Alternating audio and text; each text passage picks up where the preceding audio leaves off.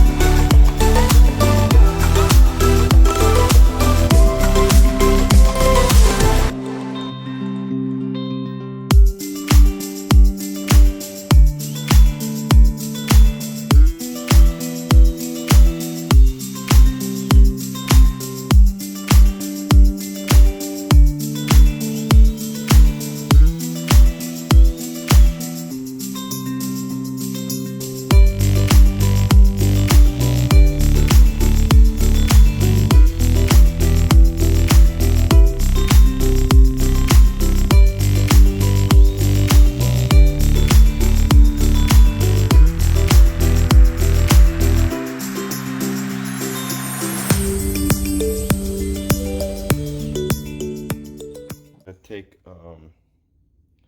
cement bit, and usually an old one, and I go in just barely with it. And so whenever I put my screws in, they sit just a little below the surface, and also it's less material to cut through with a screw. The only thing I don't like about it is if you make a mistake and you push a little bit too hard, you can actually break a hole into it. So then you have to go and make another one. So what we've done so far since the last time I guess I talked, yeah, we have removed all of the hardwood floor. Some of it was pretty damaged, so I'm glad that we did. And we're gonna put slate kind of tile there, and then you can sort of see the basement through here. And just got the hardy backer, and I put the first bit about maybe 20 minutes, 30 minutes ago, and not even.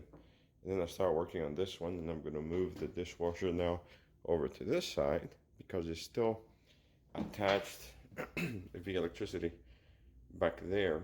And that was another mess that I had to change because they had a metal box kind of laying on the floor with all the wires pulling to it. And I mean, it worked all right so all this time, but I didn't like it, so I wanted to make it a little bit better. And so I ended up redrawing the lines, and I brought them under there from below because they were all kind of laying sort of out on the floor everywhere. And then there was a box right about here just kind of wiggling around, and the hole was pretty damaged, but I did try to straighten that up a little bit, and it's pretty strong. It doesn't move at all anymore, even though it's still a little bit angled around the hole there, but I might put some expanding foam in the future. But whoever worked on this wall before They didn't really know what they were doing, I don't think, at least. They had like holes absolutely everywhere to try to just anchor the all the cabinets. And I understand sometimes you end up making those mistakes, but they're everywhere in the house. I have holes like that everywhere. But anyway, we got almost all the paper out, and then we had an old light that did not work in there, and I yanked it out, and for the time being I have cornflakes, an old box, just kind of closing the gap, and another round one in there. But I did install those slim LED lights, and I really like them. And then another thing that we need to do is I need to cut all these nails out, and then I need to pull out most likely this piece of drywall and put a fresh one, but it's, if you can see, it's in 2 layers. They had some kind of heating system in between that was just wires going everywhere, but they were all disconnected and cut, so I'm not concerned about that. So I'm gonna most likely pull all of that. Oh, there are a couple of them. There is the red one going in between, and then the black one. Didn't make sense to me because heat rises, so if you put the heating elements up there, all it's doing in the winter time is heating your attic. But anyway, it is what it is. We're fixing it now. And I did spend, I'll give you guys a little bit of a tour of that. I did spend quite a bit of time hanging my, all of my beams had been sagging because they had put the supporting wall in the wrong spot. So I went and I got metal braces, lifted them all up. And I don't know if you can see it much, but they were anywhere from about 1/8 of an inch all the way to, there's some of them, I think this one, maybe, oh, this one right here was about 3/8 of an inch down, because all they had is this piece of wood right there that was holding them up, and it was just one nail there, one nail further down, and so it started sagging with all the weight. But in any case, slowly but surely I'm replacing all the wiring in here, hanging the correct wires in where they're supposed to go. Redid all the wires with the exception of one there, which is the one that goes up to the dishwasher, because that was a pretty good wire there, so I thought I'll just leave it. But it was more somewhere in there, and I needed to move it there because the dishwasher was there, but that wire was on that side, so I put it right behind the dishwasher, and it works pretty well now. And I spent, with the help of my wife, I spent maybe I would say about 6 hours, maybe a little bit less. I might be overstating that one, maybe about 4 hours, leveling this whole floor. This whole floor had a huge dip right here. Oops, right here, and that's what was causing a lot of the issues, and there was a ton of creaking.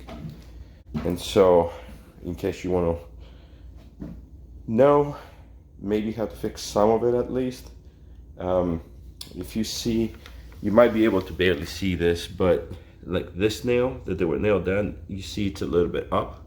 Several of them were quite a bit higher than that. So I went and lifted all of the ones that they were loose, or nailed them further in, and then put a screw right next to them, and that seemed to fix a lot of the creaking.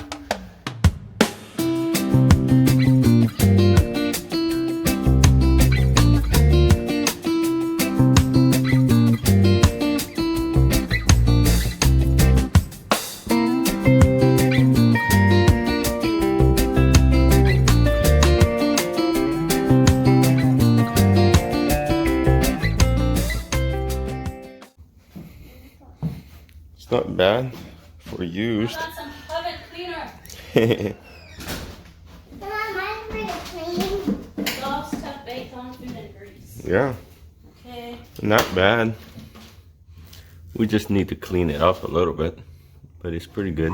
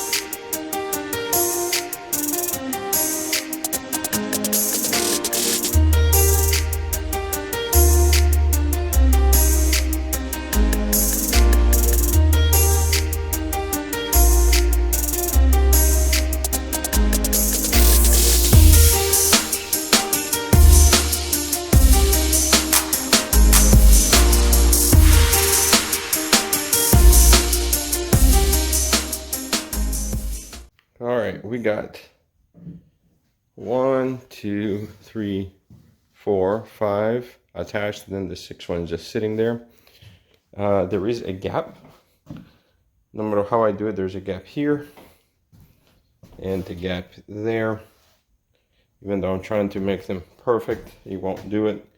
And the reason behind it is, I thought for a long time was my fault, but I looked all the way from under there. They're even everywhere. Is that not all pieces are perfect.